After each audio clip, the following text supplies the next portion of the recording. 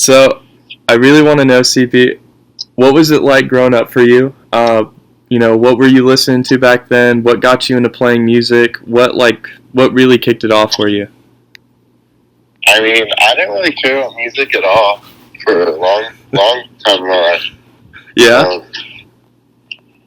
I was racing motors, like dirt bikes, for like ever. And so I was like 17, but then when I was like 15, I ended up like getting hurt a lot. And then I got this autoimmune disease that they couldn't figure out what it was. So I had this whole year off, and I grew up in Newport Beach till I was like 12. Oh, shit. Well, my parents were separated, so my dad lived in Newport, and my mom lived in Michigan. And then, I grew up surfing because my dad was a surfer. Yeah. But I was really into dirt bikes, too. So then we moved to the desert. And my dad got some property, and I would just, train out there, blah, blah. Anyways, got hurt and sick, and I had all this time off. And I got back into surfing. I was always surfing, but I, joined the surf team and kind of met, all my long-term, best friends still to this day. Yeah. In San Clemente. Oh, shit. And that's where I met Jan and Joey, too, actually, at this place called San Onofre when I was, 15. Oh, you met him when you were 15? Yeah. Yeah. Were you, surfing and you met him, or, what's the story behind that? We were at this place called San Onofre, and I just, fell in with this crew through my friend Wiley Archibald, that were just kind of longboarding. Back then, longboarding wasn't as popular as it is now, so it was way more of a niche crew. I just fell into them because I grew up shortboarding, and then I saw they all music and blah blah blah. You know what I'm saying? Yeah. And since I was racing motocross so much, I never saw that world. Even just something as trivial as I don't know, you're in high school, drinking beer. I'm mm-hmm. Whoa, drinking beer and surfing, smoking weed, this is cool. And they're all listening to the Dead and reggae and stuff. And I still wasn't that into music. I started going to shows and stuff. Mm-hmm. Around that time too, and I wasn't in a band yet or even thought about playing an instrument. It was just fun to go see the Growlers or Tomorrow's Tulips or the Abgils or something. And then how I got into music actually is one day, because I was kind of living at my friend Riley's house. What up, Joey? I'm doing an interview with the guy with Patrick that Jan did the interview with. Right now. Is that Joey? Yeah. Say hi, Joey. Hey, Joey. How are you? Good. How about you? Yeah, sorry I never got back to you about that interview thing. Yeah. I was it was really good. I listened to Jan's, but I just, weird time with my life, yeah. It's totally cool, man. Yeah, I live with Joey now, actually. Oh, that's the shit, man. That's really cool. But, then, how I got into music, one day I was going to surf team, and I was actually living with Wiley, who kind of, got me in with everyone, before I even knew what that meant or anything, I was just, super cool. I was meeting everyone in the music scene, because his cousin was Ford from Tomorrow's Tulips, so, Grunt Custom Mates, listening to those guys, then one day, I was listening to Tomorrow's Tulips just early in the morning, and Wiley's dad is a record collector. He was a punk in the 70s, 80s, you know what I mean? Oh shit, yeah. And he was obsessed with Lou Reed, and I was playing Tomorrow's Tulips, and he was oh yeah, Ford's band, you ever heard Lou Reed? I'm no, I didn't know anything about vintage music. I knew Pink Floyd and Black Sabbath and yeah. And he was like, yeah, like, and he played Pale Blue Eyes, and I was like, like, this is something, not to put to granted any of my friends' records, not that they didn't inspire me to, like, change my life and like, kind of just, like, rescope, like, what it meant, I guess, like, trivial society and blah blah. But I heard Velvet Underground, I was like, whoa, this is insane. Like, this is like, people make, especially Pale Blue Eyes, because it's such a it's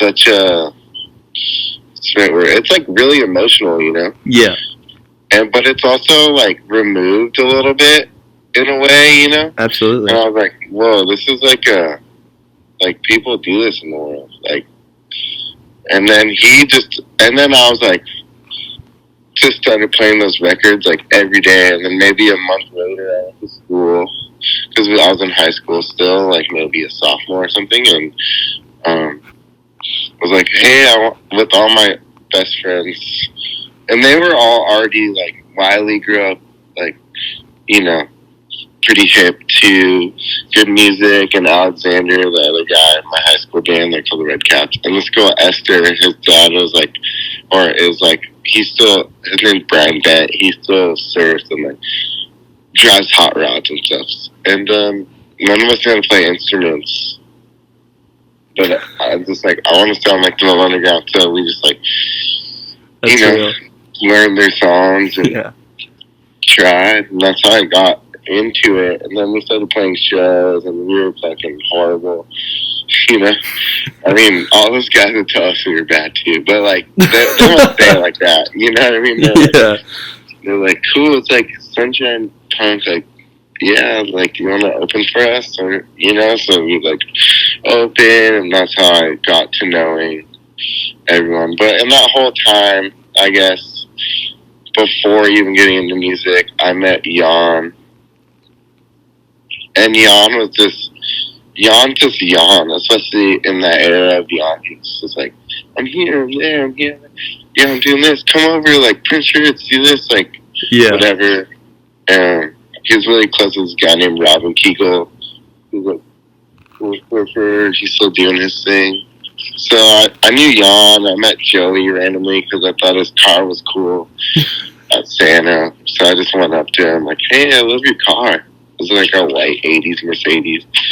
I was like, it was a long time ago, but yeah, but like, mostly Wiley and his dad really opened my eyes to even like who Iggy Pop is, or like Yellow Man, or like these kind of like the Replacements, or these kind of like legendary music acts that just like maybe don't stand the test of time as well. I mean, Lou Reed has definitely, like, I mean, anyone who likes music, I feel like, at least in my group, like, everyone likes the Velvet Underground. I mean, like, they didn't even make one bad record. It's like, Yeah, absolutely. And that short lifespan, and just like maybe the like crave for success but not having it, and being like angsty and young and like poor. I don't know. They just ended up making these songs that are just like, what they are. Yeah. You can't really even explain it. It just is. It's just such a feeling that. Yeah. But yeah, that's how I got into it. So when you were first like starting to play bass, would you just play along to the Underground, or like how did that work out? I ended up learning guitar, and then because the Pesos like first show was at Beach Goth 2, I think, and my high school band played it too, and I was just playing guitar. Like, I didn't really know how to play it that well. I just like, play along to Velvet songs and just like Sid Barrett songs and stuff, And then I ended up like leaving the high school band and started a band with my girlfriend that only lasted like a year. my girlfriend at the time, and then I was just kind of over it. And bass playing didn't come along. One day I was like, I didn't see Neon in like 6 months or something, but we like always kept in touch. And I didn't play on that first Pesos record. When they were making it, there was a spot in San Clemente, that's like behind a gas station, practice room. I remember him telling me about this. Yeah. Yeah, and I would just go hang because I really like Joey and Jan gave me the first demo CD that has like never come out. It has like I remember it had like Come Down and Bobby Be Good and like but like really fucked up recordings, just kind of live or track by track, but like like your first attempt at recording a record by yourself. And at that point, like even like the guys had got me into country music and stuff, and audio and stuff, and I just loved it. They were like my favorite band, and they were like my good friends. And I was like, whoa, like, because before that, like, I hadn't heard any of their music really. Yeah. And then, fast forward like 2 years. They had been playing live for like a year. After me and my girlfriend broke up, I was like, I'm over music. Like, I'm going to go to fashion school. Like, I'm going to be a fashion designer, blah, blah. And I told Jan, like, hey, shit. So I was going to college, just like getting my GE, doing like some writing classes. So I always loved writing and doing some like, really mellow fashion classes. Like, yeah. And then then we went to this Mexican spot in Dana Point that's not there anymore. And he was like, hey, yeah, I think like Wes is gonna leave or whatever, the old bass player. Have you been making music? I'm like, no, not really, but I just made these 2 songs, like, just for fun. They were kind of like, I was really into, like, One Foot in the Grave at the time, so it was just, like, the Beck album, so I was just in that, and he was like, do you want to play bass? And I was like, yeah, but I didn't know how to play bass at all. And then he was like, cool, maybe I'll hit you up, Like, I gotta go wherever he's going, but I'll hit you up. And then he hit me up like, hey, dude, there's a show, like, in, like, a week. Do you want to play bass? I'm like, yeah. And in that time, I had just got a bass, like, 2 days before. And I was, like, learning it just for fun because it just inspired me, even if I wasn't going to play it. And then he's like, cool, we're practicing tonight. Cruise over. So I cruised over, and they're like, yeah, just like just do country bass. I'm like, what's that? They're like fifths. I'm like, because I didn't learn theory or anything. I still don't know it. And they're like, down, down, down. And they're like, okay. I'm like, down, and yeah, that's how I started playing. And then it just, went well. And then it just trickled. And they were already, like, so close to me that it just mended well. And it just, like, basically, I mean, even on Laissez-Faire, I'd only been playing bass for, like, 5 months. Damn. So some of that record, too, has Kyle Malarkey playing bass on it because I couldn't do it. Like... There's probably like 3 songs on that record that Malarkey plays bass on. I mean, I even listen back to those bass lines now. I'm like, oh my god, because I was so young. I was like 19, and I was just like, and we did so many songs the first 3 days I recorded with him. We did like 16 songs or something live. So it was like, next. We were doing like, Malarkey was doing this funny thing where he had this knife on the table. I mean, this sounds like gnarly, but it's not gnarly at all. It was just funny. And he'd be like, you get 3 takes. And then, like, if you fuck up 3rd take, he'd like, pull up the knife just to be funny. Yeah.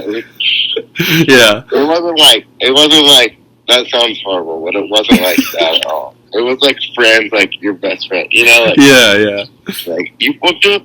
You know what I mean? Yeah. It was really fun. It was a great experience. And that's kind of like where I full blasted into like dropping out of college and like wanting to play music because it just was so much nicer to me than like going to college. Mm-hmm. So, I want to like talk a little bit about the early days of like the Pesos. You know, just like your time with them. So like, how did the shows you played like go? Like, what do you think like the audience reaction was to hearing the Pesos? The very first show was so funny. It was the very first show I played with them, or maybe this was the second one. The first one, I was like really nervous because I hadn't been on a stage in a long time, you know. Mm-hmm. And I didn't do that well. I think I probably messed up a lot. And I was smoking a lot of weed, so I like smoked a lot of weed before that one. And just like was not playing bass for like 20 seconds because I just couldn't remember the songs, even though I would practice. Then the second one, people were screaming like, "Where's Wes?" You know? Mm-hmm. And they're like, it was kind of weird. We went back to this house, and like, they weren't very friendly. They're like, "Oh, pretty boy in LA," which I'm not even that pretty. I'm just like young at that time. Yeah. And like cowboy boots and the polyester pants. So it's like, you know, just like tough love. And then they just started getting better as it went on. Like it definitely like I was definitely like, you know, yeah, just learning how to play bass at live shows, essentially. You know what I mean? Like, yeah, learning what sounded nice and like what notes went with what. So I think it took me a little, for sure. Like, yeah, I think like, you know, like I just taught myself. So I worked so hard. But now I've been playing music long enough to where even though I taught myself, I know where the chords are or where like what notes kind of flow with each other. Mm-hmm. So it's kind of like second nature now. But at that point, it was not second nature. I was like thinking, and I would remember like that note was bad. Like you don't play that note. Yeah. You know what I mean? Yeah. Like I was bogging it for sure. Yeah.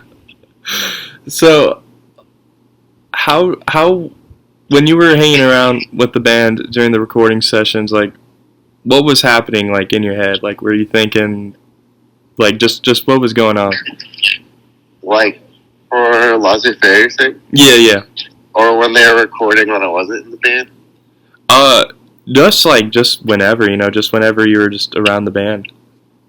I think, like, the recording sessions were so fun. We just, like, chilled out, like, you know, on this beautiful ranch. Like, you have this ranch in Topanga at the time, and, yeah, it was really nice. I mean, I didn't know anything. Like, it was so new to me. I was just really excited to be in the studio and, like, cutting a record on this tape machine. This, like, really big old tape machine that I think is, like, 2-inch tape. I don't even know if that's real, if it is 2-inch tape, but it was the same machine. Laissez-faire, I guess, like, Blonde on Blonde was recorded on the, not that one specifically, but the same thing. Mm-hmm. So I was really excited, and, like, you know, we were just drinking beer and hanging and, like, going surfing, starting at 2, ending at 2. It was really, like mostly live. The first session was mostly live. We were playing as a band. Mm-hmm. Like, just, so it was really nice. It was nice, and, like, they were long days, but, like, I was just really excited, you know? It was, like, so fresh. Mm-hmm. And, like, young, and, like, working with first my friends, and also, like, people I really respected their art and really liked it. Like, you know? Not just, like, yeah, my friend's band, it's cool. It was, like, stuff I really enjoyed. Even the stuff that we were making together. Because there's so many songs no one's heard. Yeah. Yeah, it was really nice. It was, like, actually, like, really nice. Like, nice. It was like being with your like best friends recording a record, you know? Yeah. Like a lot of laughs and just like beer and just chilling, you know, on a beautiful ranch recording a record. Yeah.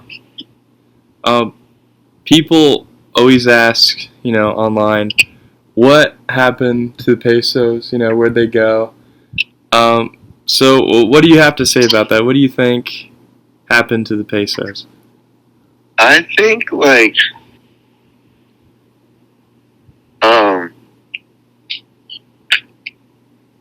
what I think it just you spend so much time with people and like maybe, you know, like Jan Jan was itching to like, you know, not dedicate his whole life to music, especially when you start touring and you get a little following and like money comes along, like this, you know, and just human nature and like being around someone all the time. Because John had this house and we would practice like so much and record so much on different stuff, and like, you know, it's just like a lot of it I think is like how it happens with a lover, where you just kind of like drift apart and you don't know why, and like it's still nice, but like there's something there, and like it was just like the end, you know? Yeah. That's how things go. Like me and Jan went to Europe, and Jan met his wife there, and he decided to stay, and I came back, and I had like already made a solo record like when I first joined the band, like even before I was working on it. And you know, I had this other band going, and Joey had his own thing, and we didn't like live close to each other anymore. You know what I mean? It just it was a very natural progression of just like, all right, like, and we're getting older, like you know, like, because playing music, you don't make that much money, even if you're popular. Even like when bands are super popular, like, and like, you know, you get girlfriends, you have rent, and like you can't just like straight wing it anymore. Like, and you kind of, you know what I mean? It's just it's the natural progression of like, it's just life, you know. You fade in and out of things. Yeah. So with that, I really want to talk about some of, you know, what, like, just the stuff you did after. I want to start with, you know, you working with 77 Records, you know, songs over the telephone. What was that era like for you? Like, you know, what was your goal for that? So I guess I'll start at Songs over the Telephone, because that record I made right when I joined the Pesos. And there are songs that I had written before even joining the Pesos that I kind of left on the wayside. Yeah. And I just made that whole record by myself in my garage. That's what's up. Yeah, I just was really obsessed with Leonard Cohen at that point, and country music, and Sid Barrett, and blah, blah, blah. Yeah. I was just like, and like, you know, I would like record them in the times that the Pesos were recording, and, you know, show them to the band, like ask them what they thought. So Songs on the Telephone was kind of like my rendition of like wanting to be the Pesos, kind of, you know? Yeah. And like, it didn't really turn out that way. The songs, I do like the songs. The lyrics are a little corny, and it was recorded on the iPhone, you know? Like, yeah. But, and it's definitely more a little bit sad, but, and then 777 Records, like, I ended up, like, meeting Noah Nash and Artie and Reza. Yeah. From Uni Boys. Yeah. And they were really young when I was there. And like Noah really likes songs over the telephone, and he saw my high school band play, and he was always Uni Boys was called Uniform at first, and this Uni, and I had seen him around. One day, I ran into Noah, and we were just, vibing out on Lou Reed pretty much, and then I met Reza and Artie, and Reza was like, yeah, I have a little YouTube page, like 777 Records. And at that time, he was more like, he was really into it, like, yeah, I want to make tapes. Like, and then those guys showed me a bunch of kids from Aliso Viejo, where they're all from, Laguna Niguel, all those places. And they just were all making like demos on like 8 tracks, 4 tracks, phones, like, and just putting it under one thing.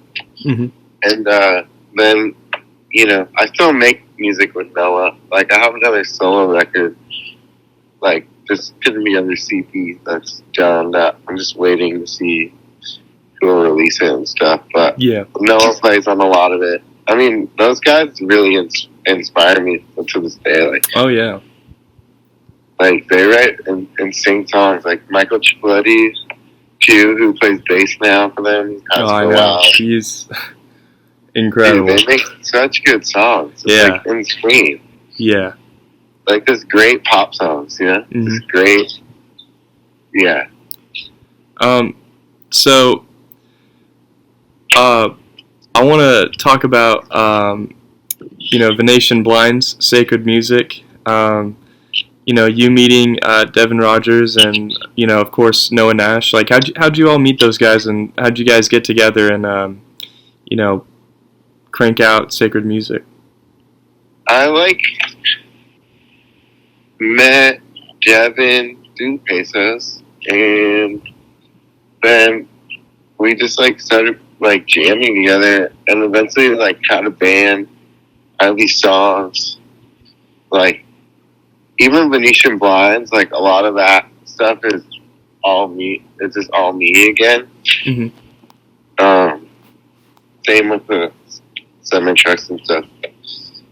We just had a band and we would write songs together. Half of it's all me, half it's me and him. Noah plays on it half.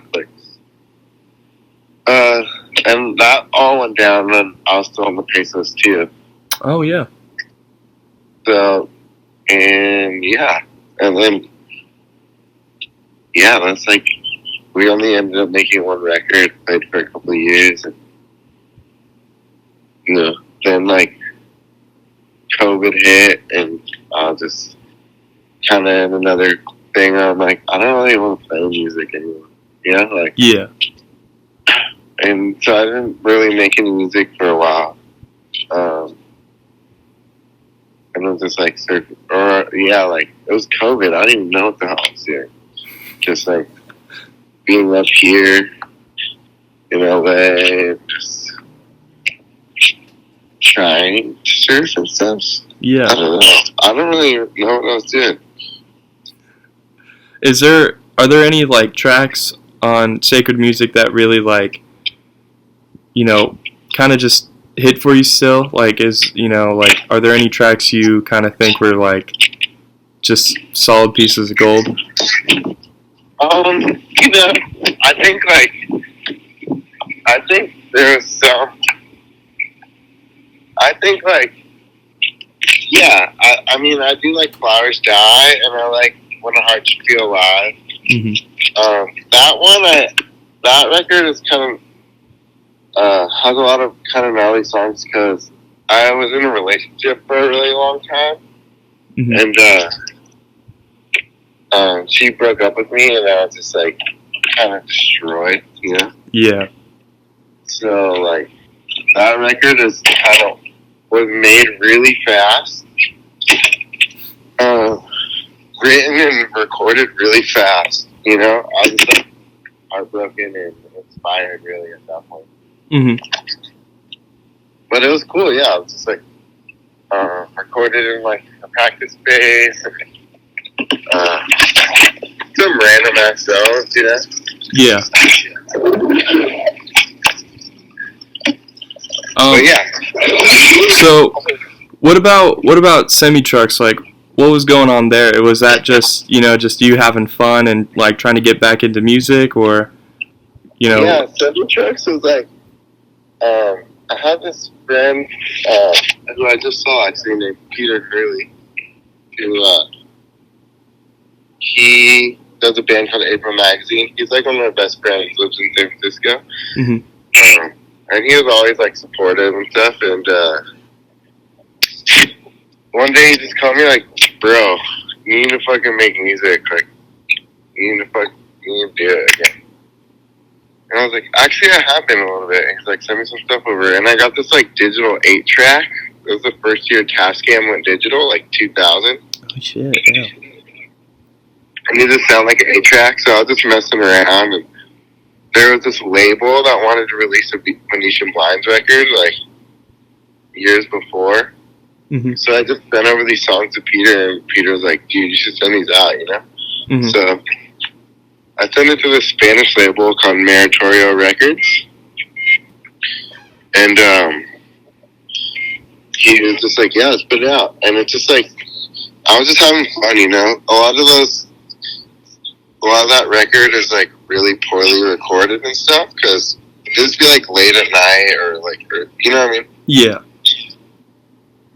Just like getting down ideas and a lot of instrumentals and stuff, Yeah. So was Versus California just kind of like, in a way, almost like Venetian Blind songs, just kind of like repurposed almost? Yeah, I think Versus California was like kind of a product of like just the COVID kind of like era of like having nothing to do. You know what I mean? And just like winging out ideas, Yeah. I was really into like droney music and really into the like early thousands Japanese music, which are kind of these like long mellow songs. And yeah, just was like kind of just trying to emulate that stuff. And April Magazine and like Tomorrow's Tulips, and I'm sure I'm missing a lot of people, but just kind of something you could like cook dinner and just put on and not have to switch, and just kind of like casual, Yeah. And just like having fun again, like, because I didn't play music for maybe like 6 months and didn't really touch a guitar or anything. Then it just kind of like flooded out, and maybe that record is like, it's not my favorite, but like it reminds me of a point in time that was nice, just like. And I'm living with Joey. I have like the past like 4 years, so Joey's always making music, and I was making music, and we would just like go on our front porch, smoke a cigarette, listen to each other's demos, and be like, "That's great," or like, "Maybe change this." Like, nah, that one, like, don't, you know what I mean? Yeah. So yeah, that one. And then Reza actually, when that label hit me up, or when I hit them up again, like, hey, you want to release this? Reza actually helped me mix it, which was fun because we were mixing it on an 8-track. Like, Alex, who I play in Tuberide with, told me about this time, like, I guess on some of the early Pavement records, they would assign each other a couple tracks, and while they were mixing it down, they would be fading shit in and out. You know what I mean? Yeah. With the knob. Yeah. So I kind of took that approach to that record, too. Just like, when we were bouncing it down and mixing it, we did a bunch of different mixes of all the songs, and we're like fading stuff in or out, or completely taking rhythm guitars out. You know what I mean? Like, Yeah. So you're just kind of getting experimental with it, just trying new things out. Yeah, and it's really fun. Reza had this beautiful, tiny apartment in Hollywood, like proper. And we were just in there for a couple of days, like, just having fun. It was a great time, honestly. So I want to get into your latest group that you're in, 70s Tuberide. Yeah. What's the story behind that? You're working with Matt Correa and Alex, of course. And I just want to like talk about just what's the story behind that? How'd you all get together, and what was it like recording, all that stuff? Like me and Alex, it was like COVID era as well. And Alex broke his leg really bad. So he was down, because his job's a surfer. Yeah. And like he couldn't surf, so we were hanging a lot, and we were kind of like flirting with the idea of like, dude, let's start a band. And then Alex was like, hey, I booked like 7 days in the studio with this guy Levi Prairie in Costa Mesa.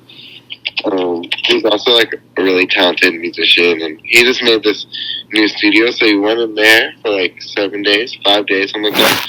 And we didn't have any songs. Like we kind of like took the route like, let's just go in, and we're kind of jamming for like a week, just jamming, and like made some songs we were stoked on, and then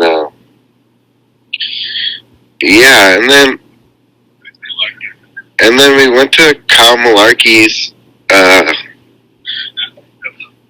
Because it was just me and Alex, and then we went to Kyle Malarkey's, and Malarkey went through all of them and kind of picked out his favorite ones, and we picked out our favorite ones, and then we redid them, and Matt Correa was there, and he came in and played drums, and that's kind of how Tuberide started. It was like a really, really enjoyable record to make, because everything was kind of on the fly, and we just kind of like went for it, and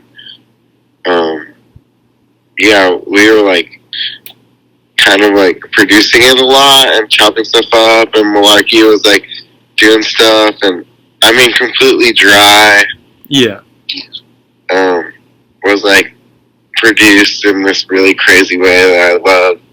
We were just like kind of layering, and Alex was freestyling a lot, and then writing down lyrics, and we were all kind of just like throwing out ideas, and then that record just like came out. I think like we spent like, I'm actually with Alex. How many days do you think we spent in that studio?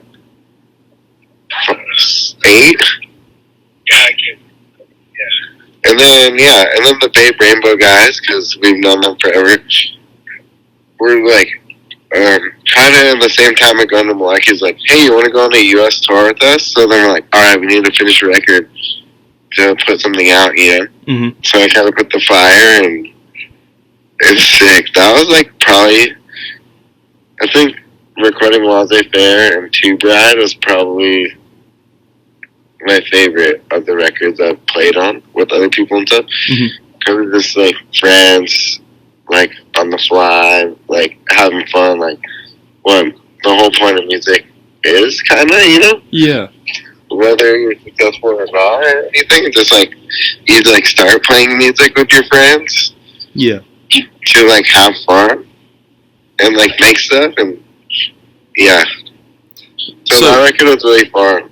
So what was it like, going to Australia? It's a long way from California. Dude. And what was it like touring with Babe Rainbow, and what was it like hanging out with those guys?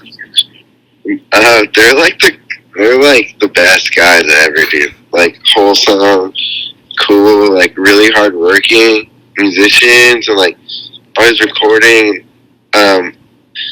Like being in the U.S. with them, like you drive a lot, and we would like drive 12 hours, get out of the car to go to dinner, and like all sit like right next to each other again, like sound checking, like, and we were like every show coming, like they would come on stage, we go on the stage with them, and then going to Australia was just like, it was great. I mean, I'd never been there before, and it was wonderful. Like, I love those guys. They're like the best. I still keep in touch with them. Oh, that's cool. They're like music. Like, they have such crazy fans. Like they really like. I watched in the U.S. too. I watched like at least like 12 people go all the way from like Riverside, California to like Seattle, like 6 shows in a row, like drive, like Grateful Dead style. Yeah. And they're like really humble and cool, really nice to their fans. Yeah, they're always making new songs, always making new songs. Yeah. And they're just like casual, cool. They're cool cats, you know? yeah, that's right.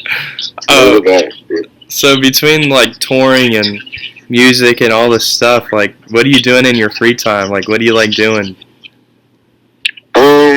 Right now, I've been like painting.